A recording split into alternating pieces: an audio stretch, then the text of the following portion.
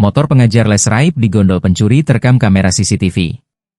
Seorang mahasiswi sekaligus pengajar les, Indah Salwa, 19, menjadi korban pencurian sepeda motor di area parkir asrama tempatnya tinggal di Jalan Sei Betung, Kelurahan Siring Agung, Kecamatan IBI Palembang.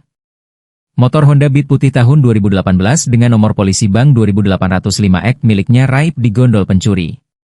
Indah menuturkan, saat kejadian ia berada di dalam asrama, sementara sepeda motornya terparkir di halaman depan. Kecurigaan muncul ketika temannya, Dian, datang dan menanyakan keberadaan motor tersebut.